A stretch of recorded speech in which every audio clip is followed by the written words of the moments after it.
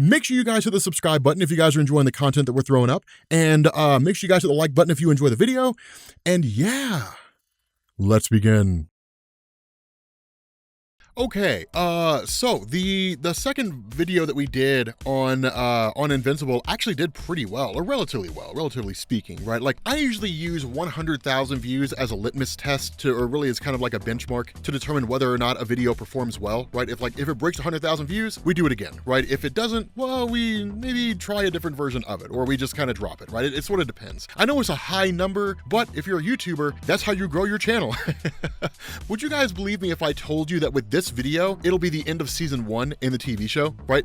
Like that. It happens so fast, right? That's one of the crazy things. Like the TV show was what, something like 8 or 9 episodes in the first season, and like we're already caught up. 12 or 13 issues in, and like you're caught up with the end of the show, right? It's kind of crazy. But one of the things that happens here is you pick up with Mark during his birthday, right? Like all his friends are out kind of, they're like, hey man, it was a cool party and all that kind of stuff, and they basically leave. And Mark sits down and watches movies with his dad. Now, the reality is that Debbie absolutely loves this, right? And the reason why is because it's one of the first real instances, or at least one of those kind of reminders of normalcy, right? One of the things to kind of keep in mind when you're looking at this from Debbie's perspective is that she's dealing with a husband who is, by all standards of measurement, what would equate to like a Superman-esque character, and a son who's almost as strong as his father is, right? So literally it's just superhero antics all the time, right? They're always here and there, and they're always off, and they're always doing things, and so on and so forth. And so the notion of having like a normal family is long gone, right? That was gone before they even had their family in the first place, right? As soon as she started banging Omni-Man and they popped out a kid, like that normalcy went right out the window, right? And so because of that, to kind of see this small little moment where like a father and son are watching Day of the Dead is kind of cool. I will say this, I said the same thing on Patreon, I think Day of the Dead is overrated. Night of the Living Dead, honestly, I think the 1990s version of Night of the Living Dead with Tony Todd is much better than like the Day of the Dead, or even like the original Night of the Living Dead. But nonetheless, one of the other things that comes out of this is that because the Guardians of the Globe were destroyed by Omni-Man, that you have Cecil who meets with Robot and basically says, we need you to form a new team. Now, one of the big things that goes on here, and this is one of the most important things that I think you got a glimpse of in the TV show, and I would like to have seen them do a little more justice with this, is Nolan trying to figure out how to talk to his son, right? One of the things that was so great about the comic, the way that Kirkman did it, is in so many ways, it humanized Nolan, right? That like Nolan, as he's presented in the show, is almost this guy who's just disconnected from morality. And the idea, like he's a guy who's like a sociopath. And like the things he does where he looks like he's being a good dad, or he looks like he's being a good husband, because we know his true nature now, that it looks like he was just going through the motions. And in some ways he was, right? Like he's pretending to be a good person so that he can fit in, quote unquote, with society, the way a sociopath would actually do. But the reality is in the comics, and one of the things, again, I feel like they only touched on in the show, is he's trying to figure out how to tell his son the truth. And he's genuinely struggling with it, right? He's genuinely just not really sure how to do it. Again, it's only for a moment, and so I guess maybe it was around the same time spent, but it's one of those things that kind of becomes recurring over the course of the show, right? One of those things that you see a few times here and there. Now, one of the other funny moments that goes on here is that you do have Adam Eve who's digging Mark, right? Like she's kind of like, I mean, here's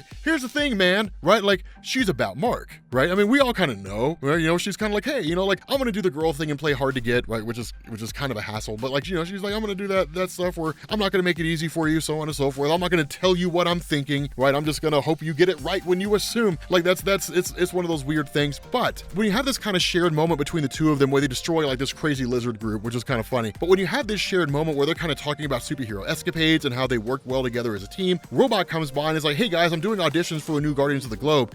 Mark, I'd love it if you did it. And he was like, yeah man, I'll be right there. And he's like, Adam Eve, what do you think, right? And then she just gets pissed and flies off, right? Now the whole reason why that happened is because she was kind of enjoying the moment, right? And instead of saying, actually, I think it'd be kind of cool if we stayed here and talked some more, instead she just kind of runs off in a huff, right? With nobody knowing why she's upset. So it's one of those funny things. Now, the funny thing about the TV show is they went a lot more in depth into the audition ceremony than Kirkman did in the comics. Now, again, I think a lot of this is kind of Kirkman's philosophy coming out of The Walking Dead, that if you guys ever saw any of the interviews that he did when he was talking about the TV show versus The Walking Dead comics, is he wanted the show to fix a lot of the things or to expand on a lot of the things that he didn't really like or didn't really care for the way he originally did it in the comics. And that kind of seems to be the theme here, right? The auditions don't really happen, you don't really see much going on there. The only thing you really see is Rex and Monster Girl get into a fight with each other when he starts mouthing off and she helps him to understand his place in the bigger picture, which is exactly what he needed because Rex is a dick. But all you really get is that, right? That's the only thing you really get. Mark steps in and like pummels Monster Girl because seemingly she's losing control and she's gonna kill Rex. And then that's it, right? That's literally all you get, right? Now, one of the things that kind of goes on is Mark is given the offer to join the team if he wants to, but this is kind of an important aspect of Mark's character is he turns it down.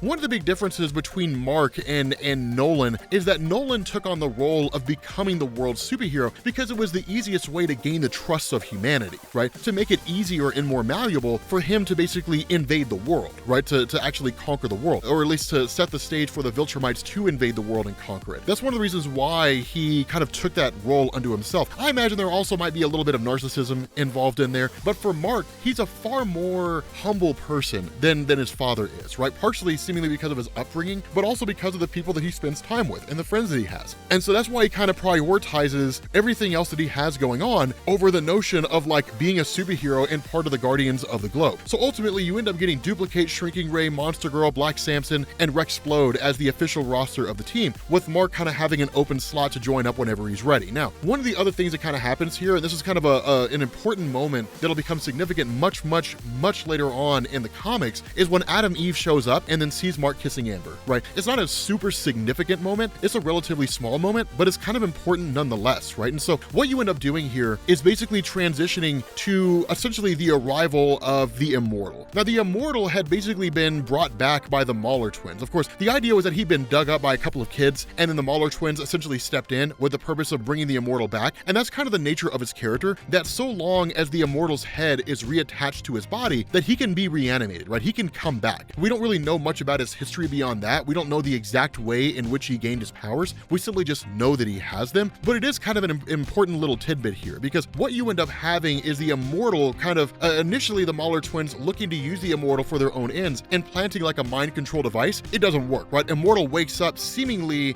as far as he's concerned, the moment that he died, right? So kind of basically experiencing this rush of memories and watching all the other Guardians die, only to find out in these final moments that it was Nolan who did it, and then dying himself, and then immediately goes after Nolan, right? Now, this is incredibly important here, because the fight that takes place between the two is one where you could easily misconstrue it and see as it being something that's evenly matched. And to a degree, it is, but one of the reasons why it looks like it's evenly matched is because it's Nolan trying to figure out what's going on. If Nolan's desire was to kill the Immortal, he'd be dead, right? We saw him do it before. We saw him kill him in an instant. And it wasn't one of those things where he caught him off guard. I mean, I guess at the time that he did, but what'll happen here in a minute will basically lay that to rest, in the sense that the Immortal is exceedingly pissed off. Now understand, it's not just rage here, it's hurt, right? It's betrayal. It's the feeling that like he had this guy who he thought was a friend that turned against him and then killed him along with the rest of his allies. The problem with this is that once the Immortal is killed by Nolan, that Mark is right there, right? Mark sees the whole thing happen when he's kind of hearing about his father being caught in a fight, and that's when his dad's like,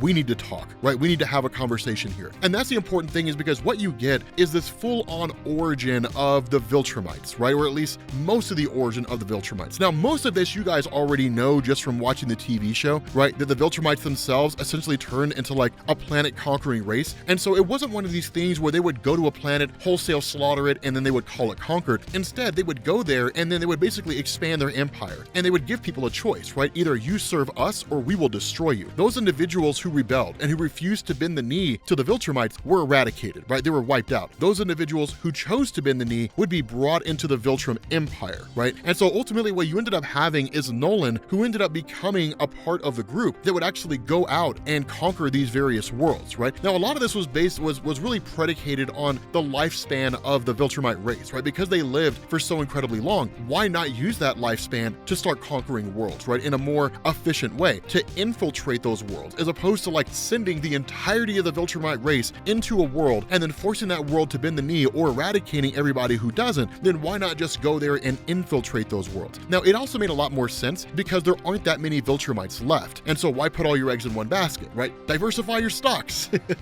That's basically what this was. It was in a lot of ways them hedging their bets. That if they sent a Viltrumite to a world and the superhero population on that world was of such a degree to where they either fought the Viltrumite off or they even killed them, then it would give the other Viltrumites a better understanding of what that world's capable of and to be able to plan accordingly. Maybe it meant sending the entirety of the Viltrumite race there, whatever the case happens to be. Now, one thing that I do also want to specify here, that this is only a part of the origin of the Viltrumite race. There's a lot more that goes on here, right? There's a lot more that takes place here. But essentially, the entire origin story that Nolan is spilling out to his son is one of deception and subterfuge, one of espionage, trickery, manipulation, that he's basically saying, I'm a villain. I was sent here as a bad guy, and I was supposed to basically lead the way for your world to be conquered. But then ultimately, I saved your mom, and because your mom was pretty hot, I ended up basically, getting with her, right? We banged a bunch of times, and then you came out, right? So like that's, and then over time, other superheroes began to manifest for any number of reasons, and they ultimately ended up forming the Guardians of the Globe.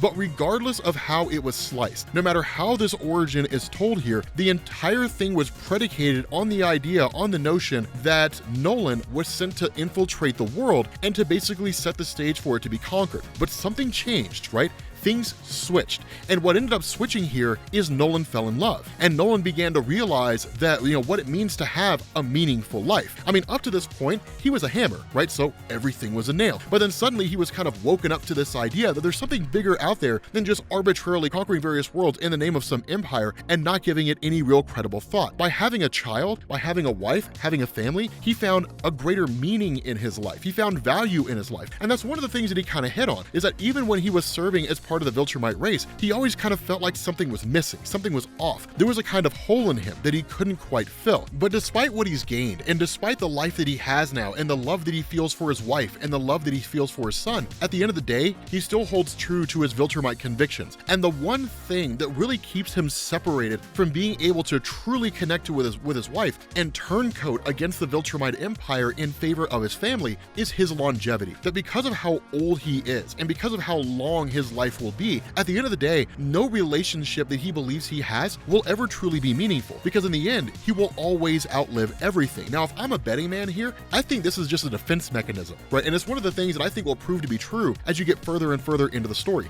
That in this bit of a thing here, his whole stance is like, well, I mean, I'm gonna outlive everybody, Mark, so there's no point in having any kind of a meaningful relationship. But that's the nature of life, right? I mean, in his situation, it is for the most part guaranteed. But the fact that we don't really know what the future holds is what makes the relationships that we have so significant. You and a friend could be walking across the street tomorrow and they get hit by a bus and die. And the only thing that's going to be able to kind of get you through that pain and that anguish are the times you shared. And what Nolan is basically doing is cutting himself off to all of that, right? He's cutting himself off to all that valuable human interaction. So when the time comes, when he does outlive Debbie and Debbie dies of old age, that he won't really allow himself to relish in those beautiful moments that they had. Instead, it'll be, and this is why I never have any real meaningful relationships, right? It's approaching it from a place of negativity. It's focusing on the loss instead of focusing on the gain. And that's what makes Nolan, it really puts him in this mindset. And that's why when he tells Mark, instead of saying, you're my son, I love you, and therefore, to hell with the Viltrumite race, right? You and I will stand against them when the time comes that they arrive on this world. Instead, he says, now I need you to stand along with me. I destroyed the Guardians of the Globe to weaken the Earth's defenses, and so now I need you to join me and to prepare this world for conquering at the hands of the Viltrumite race. What follows is Mark, of course, standing up to his father and basically saying, no, right? I don't want to have anything to do with that. And for Mark, it's a massive betrayal, right? Because this comes from a variety of places, right? Under normal circumstances, you and I and anybody out here in the real world, assuming that we have a positive relationship with our fathers, we look up to them, right? We look to our fathers as kind of the standard on what a man should be. And in a lot of ways, they're the guiding force on how we operate as men through the world. We've talked about that in a multitude of different videos, right? That we're born into the world, that we are taught by our parents the moral compass that they use to see the world, and then eventually we graduate out into the greater tribe. And the moral compass they gave us comes into conflict with the moral compasses of the people around us. And that in turn, we adopt and we take on different moral viewpoints from other people and combine it with our own. It's what keeps us from being stagnant, right? It's what keeps us or allows us to grow as human beings, to grow beyond what our parents originally taught us.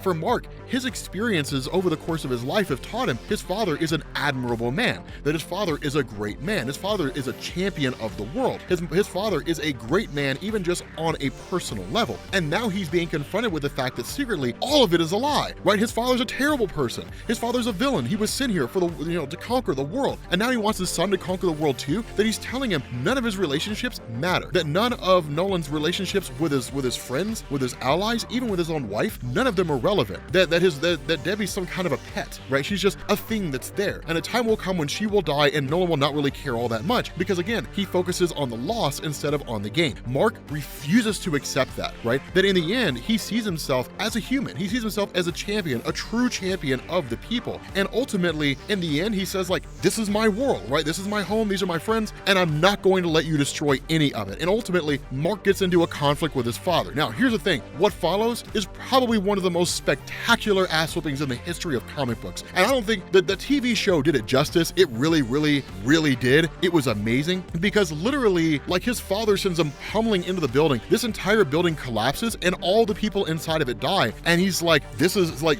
do you not understand now? This is not your world, right? One punch from one of our people and thousands of people lose their lives. It's one of these things where it's kind of like we are on a much higher level of power than they are, right? If anything, it's pride and it's hubris. Just because you've achieved a certain station in life does not mean that you're better than those individuals who are below your station in life. At the end of the day, you still put your pants on the same way, you still need water, you still need food. I guess in Nolan's case, it's a little bit different here. And again, it's kind of reaffirming this betrayal in the eyes of Mark. How could you on one hand claim to be a champion of the people, and then on the other hand, seek to stab them in the back, right? Like you're shaking their hand with your right hand, and then stabbing them in the back with your left, right? Like that's a terrible thing. More so than that, in a lot of ways, it does kind of flip the traditional superhero mythos on its head in an interesting way, right? Because if you were to take this principle that one punch can destroy thousands of people, that applies to Superman. The difference between Superman and Nolan is that Superman chose to be a good guy. Nolan chose to be a bad guy. But what happens when a person with that level of power uses it for nefarious purposes? And that's what you get here. The power of Nolan and Mark, even with Mark being as young and as weak as he is, and his strength, of course, will increase over time. Even being in that state, he's powerful enough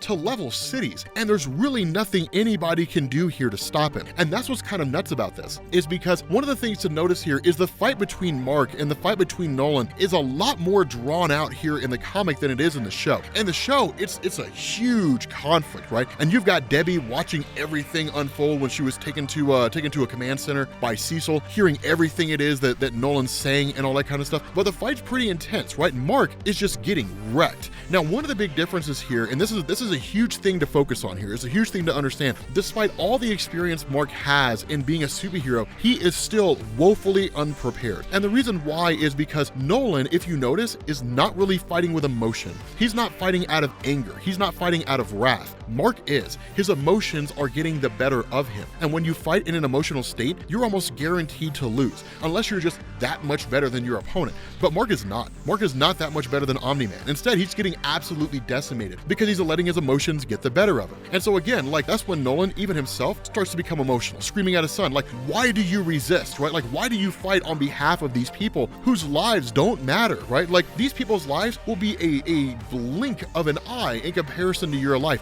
Most of these people that you know, you will not even know that they were alive in the first place. You will have forgotten about them. Like, there'll be some name on the tip of your tongue that you can vaguely remember in 200 years, right? Like, there'll be a thought that might creep up in the back of your head and dismissed just as quickly in 300 years, right? No one in 500 years, no one here is going to have any significance to you. So why do you stay here and fight? What are you fighting for? Why does any of this matter to you? And at the end of the day, when he says, like, what are you going to have after 500 years? Mark's response is, you. I would still have you. When it's all said and done, I would still have you, Dad. And ultimately, because of the emotional toll, because of everything that's gone on here, and because of the fact that Mark was just kind of so open with Nolan and really treats him as a dad, it opens Nolan up in a way that he hasn't really experienced before, right? It makes him feel vulnerable in a way that he hasn't really experienced. So ultimately, Nolan bails. Now, the big question everybody has to ask here, which of course is, this is the end of basically season 1, what happens to Nolan?